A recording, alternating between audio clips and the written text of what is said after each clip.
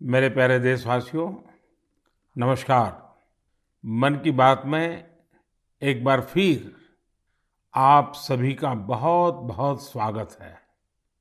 इस बार मन की बात का ये एपिसोड सेकंड सेंचुरी का प्रारंभ है। पिछले महीने हम सभी ने इसकी स्पेशल सेंचुरी को सेलिब्रेट किया है। आपकी भागीदारी ही इस कार्यक्रम की सबसे बड़ी ताकत है। 100वें एपिसोड के ब्रॉडकास्ट के समय एक प्रकार से पूरा देश एक सूत्र में बन गया था। हमारे सफाई कर्मी भाई बहन हो या फिर अलग अलग सेक्टर्स के दिग्गज, मन की बात ने सबको एक साथ लाने का काम किया है। आप सभी ने जो आत्मीयता और स्नेह मन की बात के लिए दिखाया है, वो अभूतपूर्व है, भावुक कर देने वाला है। जब मन की बात का प्रसारण हुआ तो उस समय दुनिया के अलग अलग देशों में, अलग अलग टाइम जोन में कहीं शाम हो रही थी तो कहीं देर रात थी। इसके बावजूद बड़ी संख्या में लोगों ने 100वें एपिसोड को सुनने के लिए समय निकाला। मैंने हजारों मील दूर न्यूजीलैंड का वो वीडियो भी देखा जिसमें 100 वर्ष की एक माताजी अपना आशीर्वाद दे रही हैं। मन की बात को लेकर देश विदेश के लोगों ने अपने विचार रखे हैं। बहुत सारे लोगों ने कंस्ट्रक्टिव एनालिसिस भी किया है। लोगों ने इस बात को अप्रिशिएट किया है कि मन की बात में देश और देशवासियों की उपलब्धियों की ही चर्चा होती है। मैं एक बार फिर आप सभी को इस आशीर्वाद के लिए पूरे आदर के साथ धन्यवाद देता हूं। मेरे प्यारे देशवासियों, बीते दिनों हमने मन की बात में काशी तमिल संगमम की बात की, सौराष्ट्र तमिल संगमम की बात की। कुछ समय पहले ही वाराणसी में काशी तेलुगु संगमम भी हुआ। एक भारत श्रेष्ठ भारत की भावना को ताकत देने वाला ऐसे ही एक और अनूठा प्रयास देश में हुआ है। ये प्रयास है युवा संगम का। मैंने सोचा इस बारे में विस्तार से क्यों ना उन्हीं लोगों से पूछा जाए जो इस अनूठे प्रयास का हिस्सा रहे हैं। इसलिए अभी मेरे साथ फोन पर दो युवा जुड़े हुए हैं। एक है अरुणाचल प्रदेश के ग्यामर न्योकुम जी और दूसरी बेटी है बिहार की बिटिया विशाखा सिंह जी। आइए पहले हम ग्यामर न्योकुम जी से बात करते हैं। ग्यामर जी नमस्ते। नमस्ते मोदी जी। अच्छा ग्यामर जी, जरा सबसे पहले तो मैं आपके विषय में जानना चाहता हूँ। मोदी जी, सबसे पहले तो मैं आपका और भारत सरकार का बहुत ही ज्यादा आभार व्यक्त करता हूँ कि आपने बहुत कीमती टाइम निकाल के मुझसे बात करने का मुझे मौका दिया। मैं national institute of technology Arunachal Pradesh में फर्स्ट ईयर में मैकेनिकल इंजीनियरिंग में पढ़ रहा हूँ। और परिवार में क्या करते हैं पिताजी वगैरह? जी, मेरे पिताजी छोटे मोटे बिजनेस और उसके बाद कुछ फार्मिंग ये सब करते हैं। युवा संगम के लिए आपको पता कैसे चला? युवा संगम में गए कहाँ, कैसे गए, क्या हुआ? मोदी जी, मुझे युवा संगम का हमारे जो इंस्टीट्यूशन है, जो एनआईटी है, उन्होंने हमें बताया था कि आप इसमें भाग ले सकते हैं। तो मैंने फिर थोड़ा इंटरनेट में थोड़ा खोज किया। फिर मुझे पता चला कि ये एक बहुत ही अच्छा प्रोग्राम है जिसमें मुझे एक भारत श्रेष्ठ भारत ना जो विजन है उसमें भी बहुत ही योगदान दे सकते हैं और मुझे कुछ नया चीज जानने का मौका मिलेगा ना। तो तुरंत मैंने फिर उसमें वेबसाइट में जाके एनरोल किया। मेरा अनुभव बहुत ही मजेदार रहा, बहुत ही अच्छा था। कोई सिलेक्शन आपको करना था? मोदी जी, जब वेबसाइट खोला था अरुणाचल वालों के लिए दो ऑप्शन था। पहला था आंध्र प्रदेश जिसमें आईआईटी तिरुपति था और दूसरा था सेंट्रल यूनिवर्सिटी राजस्थान। तो मैंने राजस्थान में किया था अपना फर्स्ट प्रेफरेंस। सेकंड प्रेफरेंस मैंने आईआईटी तिरुपति किया था। तो मुझे राजस्थान के लिए सेलेक्ट हुआ था, तो मैं राजस्थान गया था। कैसा रहा आपका राजस्थान यात्रा? आप पहली बार राजस्थान गए थे? हाँ, मैं पहली बार अरुणाचल से बाहर गया था। मैंने तो जो राजस्थान के किले ये सब तो मैंने बस फिल्म और फोन में ही देखा था ना। तो मैंने जब पहली बार गया तो मेरा एक्सपीरियंस बहुत ही, वहाँ के लोग बहुत ही अच्छे थे और जो हमें ट्रीटमेंट दिया बहुत ही ज्यादा अच्छा था। और जो हमें नया नया चीज सीखने को मिला मुझे राजस्थान के बारे की, और उधर के लोग जैसे कि रेन वाटर हार्वेस्टिंग, बहुत कुछ नया नया चीज सीखने को मिला जो मुझे बिल्कुल ही मालूम नहीं था। तो ये प्रोग्राम मुझे बहुत ही अच्छा था, राजस्थान का विजिट। देखिए, आपको तो सबसे बड़ा फायदा ये हुआ है कि अरुणाचल में भी वीरों की भूमि है, राजस्थान भी वीरों की भूमि है, और राजस्थान से सेना में भी बहुत बड़ी संख्या में लोग हैं।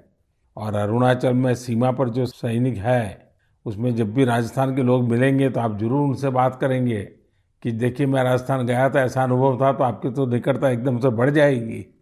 अच्छा, आपको वहाँ कोई समानताएं भी ध्यान में आई होगी, आपको लगता होगा हाँ यार ये अरुणाचल में भी तो ऐसा ही है। मोदी जी, मुझे जो एक समानता मुझे मिली ना वो थी कि जो देश प्रेम है ना, और जो एक भारत श्रेष्ठ भारत का जो विजन और जो फीलिंग जो मुझे देखा, क्योंकि अरुणाचल में भी लोग अपने आप को बहुत ही गर्व महसूस करते हैं कि वो भारतीय हैं। और राजस्थान में भी लोग अपनी मातृभूमि के लिए बहुत जो गर्व महसूस होता है, वो चीज मुझे बहुत ही ज्यादा नजर आया। और स्पेशली जो युवा पीढ़ी है ना, क्योंकि मैंने उधर में बहुत सारे युवा के साथ इंटरेक्ट और बातचीत किया ना, तो वो चीज जो मुझे बहुत सिमिलरिटी नजर आया, जो कि वो चाहते हैं कि भारत के लिए जो कुछ करने का और जो अपने देश के लिए प्रेम है ना, वो चीज जो मुझे बहुत ही दोनों ही राज्य में बहुत सिमिलरिटी नजर आया। तो वहाँ जो मित्र मिले हैं मुझसे परिचय बढ़ाया कि आकर के भूल गए? मैंने बढ़ाया, परिचय किया। हाँ, तो आप सोशल मीडिया में एक्टिव हैं? जी मोदी जी, मैं एक्टिव हूँ। तो आपने ब्लॉग लिखना चाहिए अपना, ये युवा संगम का अनुभव कैसा रहा, आपने उसमें एनरोल कैसे किया, राजस्थान में अनुभव कैसा रहा, ताकि देश भर के युवाओं को पता चले कि एक भारत श्रेष्ठ भारत का महात्म्य क्या है, ये योजना क्या है, उसका फायदा युवा कैसे ले सकते हैं। पूरा अपने एक्सपीरियंस का ब्लॉग लिखना चाहिए, तो बहुत लोगों को पढ़ने के लिए काम आएगा। जी मैं जरूर करूंगा। ग्यामर जी, बहुत अच्छा लगा आपसे बात करके। और आप सब युवा देश के लिए, देश के उज्जवल भविष्य के लिए, क्योंकि ये 25 साल अत्यंत महत्वपूर्ण है आपके जीवन के भी और देश के जीवन के भी। तो मेरी बहुत बहुत शुभकामनाएं। धन्यवाद। धन्यवाद मोदी जी, आपको भी। नमस्कार भैया। साथियों, अरुणाचल के लोग इतनी आत्मीयता से भरे होते हैं कि उनसे बात करते हुए मुझे बहुत आनंद आता है। युवा संगम में ग्यामर जी का अनुभव तो बेहतरीन रहा। आइए अब बिहार की बेटी विशाखा सिंह जी से बात करते हैं। विशाखा जी, नमस्कार। सर्वप्रथम तो भारत के माननीय प्रधानमंत्री जी को मेरा प्रणाम, और मेरे साथ सभी डेलीगेट्स की तरफ से आपको बहुत बहुत प्रणाम। अच्छा विशाखा जी, पहले अपने बारे में बताइए, फिर मुझे युवा संगम के विषय में भी जानना है। मैं बिहार के सासाराम नाम के शहर की निवासी हूँ, और मुझे युवा संगम के बारे में मेरे कॉलेज के व्हाट्सएप ग्रुप के मैसेज के थ्रू पता चला था सबसे पहले। तो उसके बाद फिर मैंने पता करा इसके बारे में और डिटेल निकाली कि ये क्या है। तो मुझे पता चला कि ये प्रधानमंत्री जी की एक स्कीम, एक भारत श्रेष्ठ भारत के थ्रू युवा संगम है। तो उसके बाद मैंने अप्लाई करा, और जब मैंने अप्लाई करा तो मैं एक्साइटेड थी इसमें ज्वाइन होने के लिए। लेकिन जब मैं वहां से घूम के तमिलनाडु जाके वापस आई, तो वो जो एक्सपोजर मैंने गेन किया, उसके बाद मुझे अभी बहुत ज्यादा ऐसा प्राउड फील होता है that I have been the part of this program. तो मुझे बहुत ही ज्यादा खुशी है उस प्रोग्राम में पार्ट लेने की, और मैं तहे दिल से आभार व्यक्त करती हूँ आपका कि आपने हमारे जैसे युवाओं के लिए इतना बेहतरीन प्रोग्राम बनाया जिससे हम भारत के विभिन्न भागों के कल्चर को अडेप्ट कर सकते हैं। विशाखा जी, आप क्या पढ़ती हैं? मैं कंप्यूटर साइंस इंजीनियरिंग की सेकंड ईयर की छात्रा हूँ। अच्छा विशाखा जी, आपने किस राज्य में जाना है, कहाँ जुड़ना है, वो निर्णय कैसे किया? जब मैंने ये युवा संगम के बारे में सर्च करना शुरू किया गूगल पे, तभी मुझे पता चल गया था कि बिहार के डेलीगेट्स को तमिलनाडु के डेलीगेट्स के साथ एक्सचेंज किया जा रहा है। तमिलनाडु काफी रिच कल्चरल स्टेट है हमारे कंट्री का। तो उस टाइम भी मैंने जब ये जाना, ये देखा कि बिहार वालों को तमिलनाडु भेजा जा रहा है, तो इसने भी मुझे बहुत ज्यादा मदद किया ये डिसीजन लेने में कि मुझे फॉर्म फिल करना चाहिए, वहां जाना चाहिए या नहीं। और मैं सच में आज बहुत ज्यादा गौरवान्वित महसूस करती हूँ कि मैंने इसमें पार्ट लिया, और मुझे बहुत खुशी है। आपका पहली बार जाना हुआ तमिलनाडु? जी, मैं पहली बार गई थी। अच्छा, कोई खास यादगार चीज अगर आप कहना चाहें तो क्या कहेंगे देश के युवा सुन रहे हैं आपको। जी, पूरा जर्नी माने तो मेरे लिए बहुत ही ज़्यादा बेहतरीन रहा है। एक-एक पड़ाव पे हमने बहुत सारी अच्छी चीज़ें सीखी हैं। मैंने तमिलनाडु में जाके अच्छे दोस्त बनाए हैं, वहाँ के कल्चर को अडॉप्ट किया है, वहाँ के लोगों से मिली मैं। लेकिन सबसे ज़्यादा अच्छी चीज़ जो मुझे लगी वहाँ पे, वो पहली चीज़ तो ये कि किसी को भी मौका नहीं मिलता है इसरो में जाने का और हम डेलीगेट्स थे तो हमें ये मौका मिला था कि हम इसरो में जाएँ। प्लस दूसरी बात सबसे अच्छी थी वो थी जब हम राजभवन में गए और हम तमिलनाडु के राज्यपाल जी से मिले, तो वो 2 मोमेंट जो था वो मेरे लिए काफ़ी सही था। मुझे ऐसा लगता है कि जिस एज में हम हैं एज़ अ यूथ हमें वो मौका नहीं मिल पाता जो कि युवा संगम के थ्रू मिला है, तो ये काफ़ी सही और सबसे यादगार मोमेंट था मेरे लिए। बिहार में तो खाने का तरीका अलग है, तमिलनाडु में खाने का तरीका अलग है, जी। तो वो सेट हो गया था पूरी तरह। वहाँ जब हम लोग गए थे, तो साउथ इंडियन क्विज़ीन है वहाँ पे तमिलनाडु में, तो जैसे ही हम लोग गए थे, तो वहाँ जाते के साथ हमें डोसा, इडली, सांभर, उत्तपम, वड़ा, उपमा ये सब सर्व किया गया था। तो पहले जब हमने ट्राई करा, तो दैट वाज़ टू गुड। वहाँ का खाना जो है वो बहुत ही हेल्दी है एक्चुअली, बहुत ही ज़्यादा टेस्ट में भी बेहतरीन है और हमारे नॉर्थ के खाने से बहुत ही ज़्यादा अलग है। तो मुझे वहाँ का खाना भी बहुत अच्छा लगा और वहाँ के लोग भी बहुत अच्छे लगे। अब तो दोस्त भी बन गए होंगे तमिलनाडु में। जी, जी। वहाँ पे हम रुके थे एनआईटी त्रिची में, उसके बाद आईआईटी मद्रास में, तो उन दोनों जगह के स्टूडेंट से तो मेरी दोस्ती हो गई है। प्लस बीच में एक सीआईआई का वेलकम सेरेमनी था, तो वहाँ पे वहाँ के आसपास के कॉलेज के भी बहुत सारे स्टूडेंट्स आए थे, तो वहाँ हमने उन स्टूडेंट से भी इंटरैक्ट किया और मुझे बहुत अच्छा लगा उन लोगों से मिलके। काफ़ी लोग तो मेरे दोस्त भी हैं और कुछ डेलीगेट से भी मिले थे, जो तमिलनाडु के डेलीगेट बिहार आ रहे थे, तो हमारी बातचीत उनसे भी हुई थी और हम अभी भी आपस में बात करते हैं, तो मुझे बहुत अच्छा लगता है। तो विशाखा जी, आप एक ब्लॉग लिखिए और सोशल मीडिया पे ये आपको पूरा अनुभव, एक तो इस युवा संगम का, फिर एक भारत श्रेष्ठ भारत का, और फिर तमिलनाडु में अपनापन जो मिला, जो आपको स्वागत सत्कार हुआ, तमिल लोगों का प्यार मिला, ये सारी चीजें देश को बताइए आप। तो लिखोगी आप? जी, ज़रूर। तो मेरी तरफ से आपको बहुत शुभकामनाएं हैं और बहुत बहुत धन्यवाद। जी, थैंक यू सो मच। नमस्कार। ग्यामर और विशाखा, आपको मेरी बहुत बहुत शुभकामनाएं।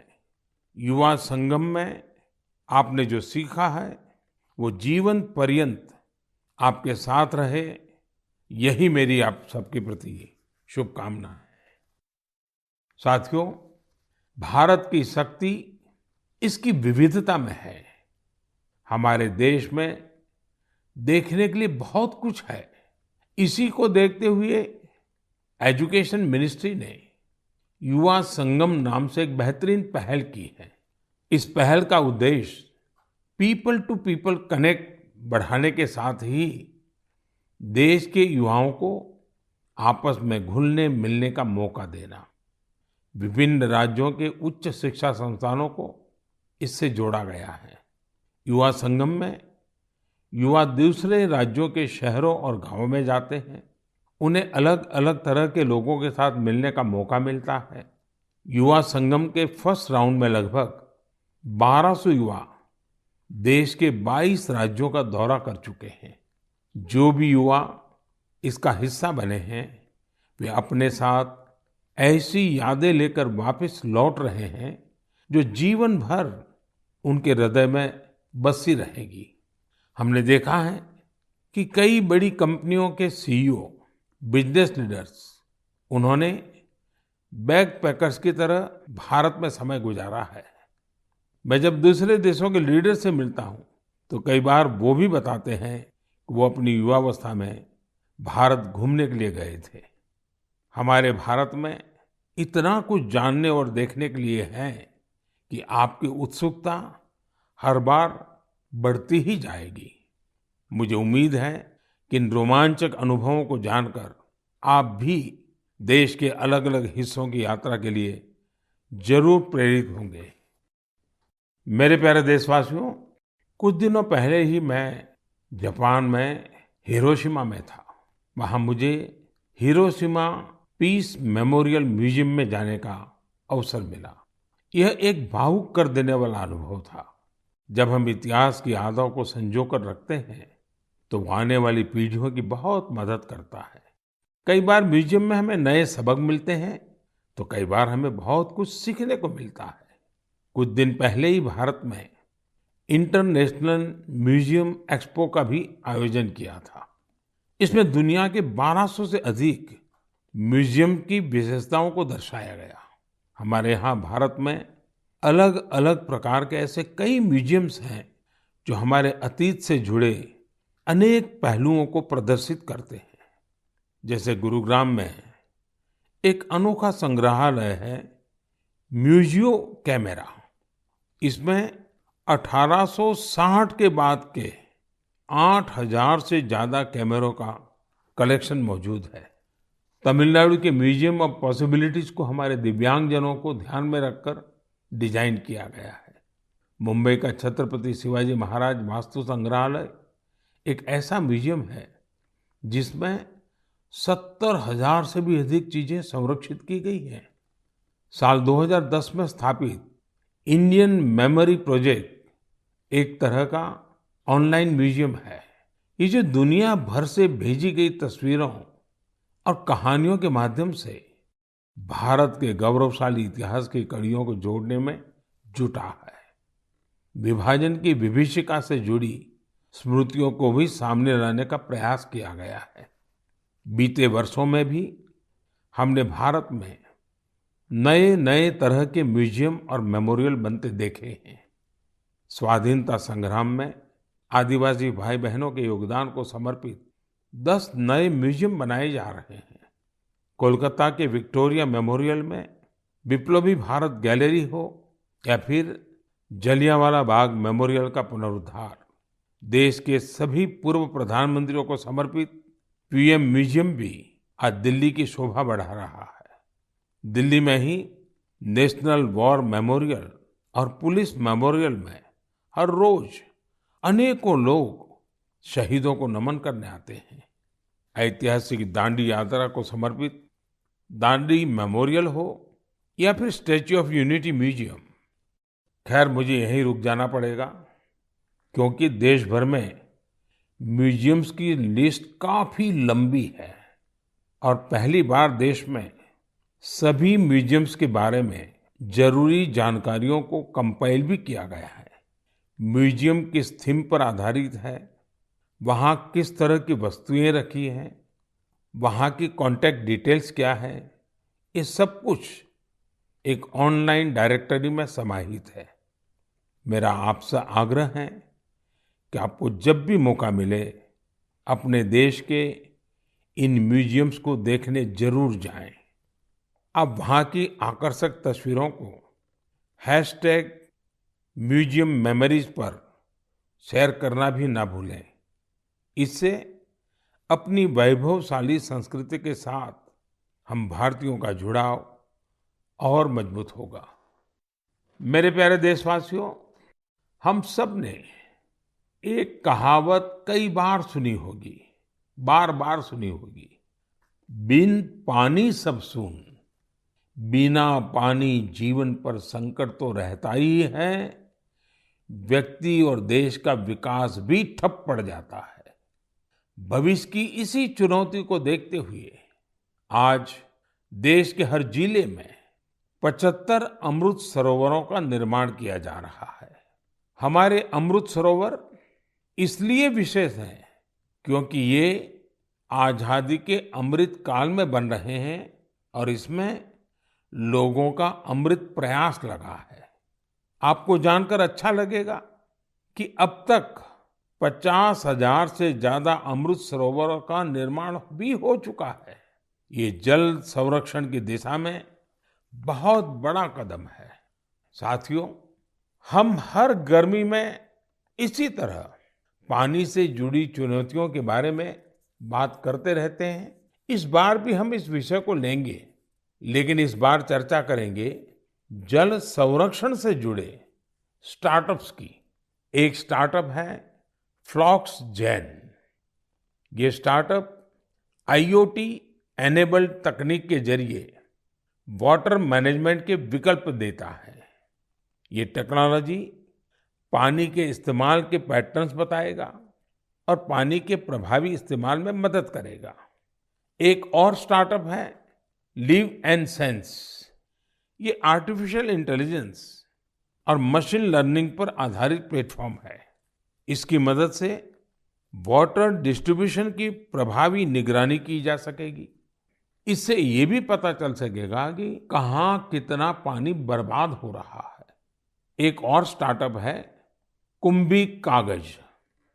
ये कुंभी कागज ऐसा विषय है, मुझे पक्का विश्वास है आपको भी बहुत पसंद आएगा। कुंभी कागज स्टार्टअप उसने एक विशेष काम शुरू किया है। वे जलकुंभी से कागज बनाने का काम कर रहे हैं। यानी जो जलकुंभी कभी जल स्रोतों के लिए एक समस्या समझी जाती थी, उसी से अब कागज बनने लगा है। साथियों, कई युवा अगर इनोवेशन और टेक्नोलॉजी के जरिए काम कर रहे हैं, तो कई युवा ऐसे भी हैं जो समाज को जागरूक करने के मिशन में भी लगे हुए हैं। जैसे कि छत्तीसगढ़ में बालोद जिले के युवा हैं। यहाँ के युवाओं ने पानी बचाने के लिए एक अभियान शुरू किया है। ये घर घर जाकर लोगों को जल संरक्षण के लिए जागरूक करते हैं।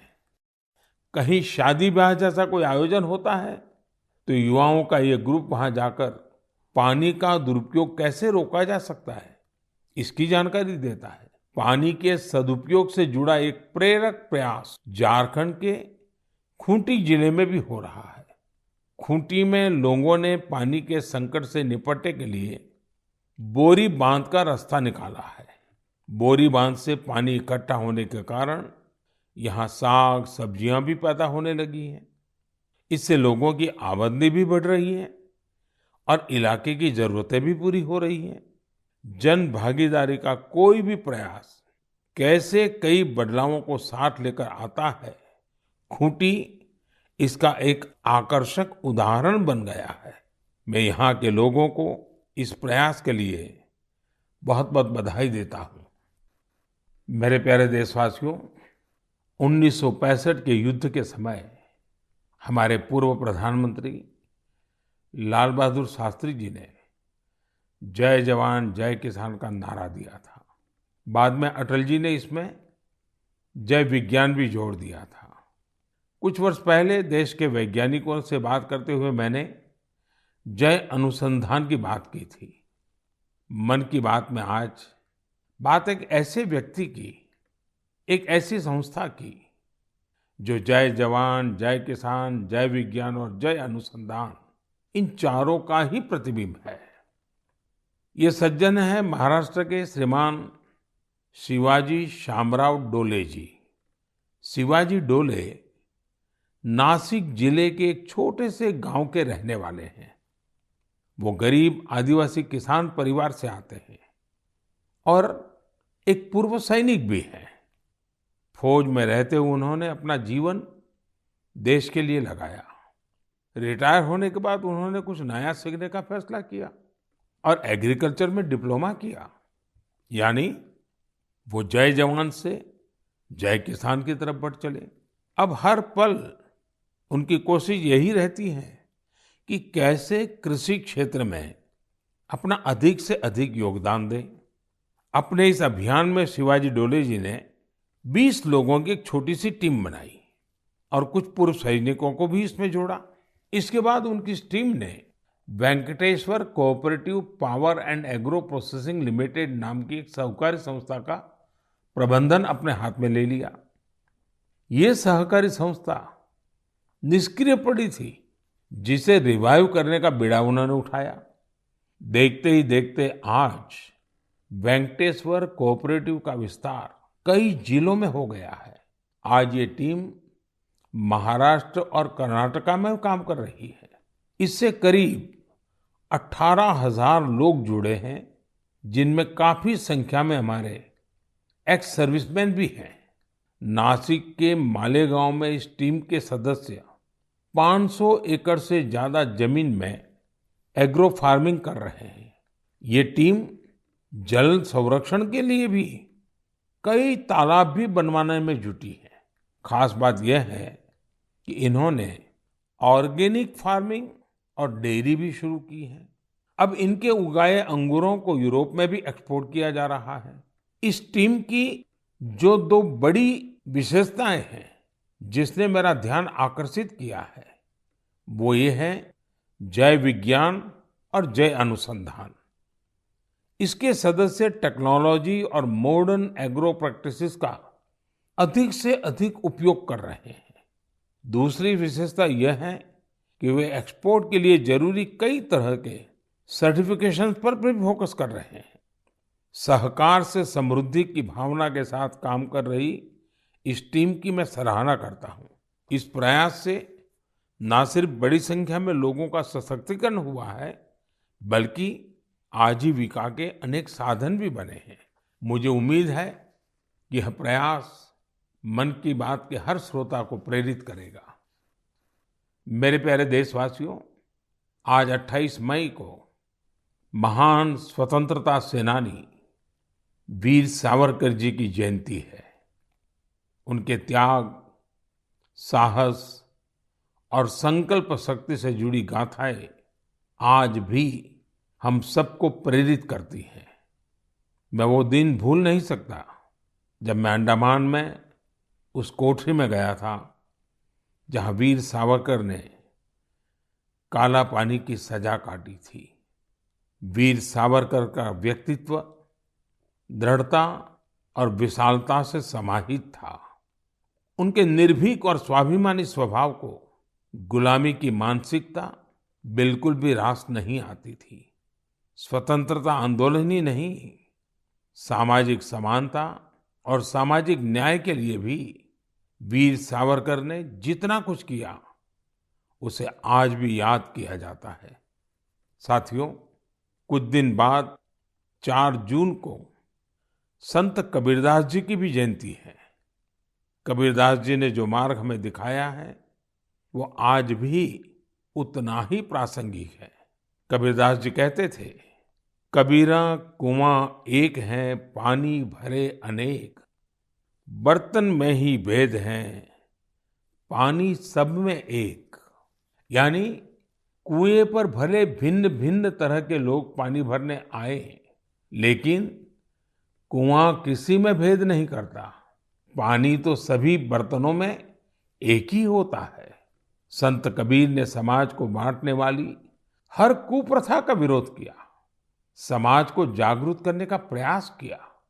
आज जब देश विकसित होने के संकल्प के साथ आगे बढ़ रहा है, तो हमें संत कबीर से प्रेरणा लेते हुए समाज को सशक्त करने के अपने प्रयास और बढ़ाने चाहिए। मेरे प्यारे देशवासियों, अब मैं आपसे देश की एक ऐसी महान हस्ती के बारे में चर्चा करने जा रहा हूं, जिन्होंने राजनीति और फिल्म जगत में अपनी अद्भुत प्रतिभा के बल पर अमिट छाप छोड़ी। इस महान हस्ती का नाम है एनटी रामाराव, जिन्हें हम सभी एनटीआर के नाम से भी जानते हैं। आज एनटीआर की 100वीं जयंती है। अपनी बहुमुखी प्रतिभा के बल पर वो न सिर्फ तेलुगु सिनेमा के महानायक बने, बल्कि उन्होंने करोड़ों लोगों का दिल भी जीता। क्या आपको मालूम है कि उन्होंने 300 से अधिक फिल्मों में काम किया था? उन्होंने कई ऐतिहासिक पात्रों को अपने अभिनय के दम पर फिर से जीवंत कर दिया था। भगवान कृष्ण, राम और ऐसी कई अन्य भूमिकाओं में एनटीआर की एक्टिंग को लोगों ने इतना पसंद किया कि लोग उन्हें आज भी याद करते हैं। एनटीआर ने सिनेमा जगत के साथ साथ राजनीति में भी अपनी अलग पहचान बनाई थी। यहाँ भी उन्हें लोगों का भरपूर प्यार और आशीर्वाद मिला। देश दुनिया में लाखों लोगों के दिलों पर राज करने वाले एनटी रामाराव जी को मैं अपनी विनम्र श्रद्धांजलि अर्पित करता हूं। मेरे प्यारे देशवासियों, मन की बात में इस बार इतना ही। अगली बार कुछ नए विषयों के साथ आपके बीच आऊंगा। तब तक कुछ इलाकों में गर्मी और ज्यादा बढ़ चुकी होगी, कहीं-कहीं पर बारिश भी शुरू हो जाएगी। आपको मौसम की हर परिस्थिति में अपनी सेहत का ध्यान रखना है। 21 जून को हम वर्ल्ड योगा डे भी मनाएंगे। उसकी भी देश-विदेश में तैयारियां चल रही है। आप इन तैयारियों के बारे में भी अपने मन की बात मुझे लिखते रहिए। किसी और विषय पर कोई और जानकारी अगर आपको मिले तो वो भी मुझे बताइएगा। मेरा प्रयास ज्यादा से ज्यादा सुझावों को मन की बात में लेने का रहेगा। एक बार फिर आप सभी का बहुत बहुत धन्यवाद। अब मिलेंगे अगले महीने। तब तक के लिए मुझे विदा दीजिए। नमस्कार।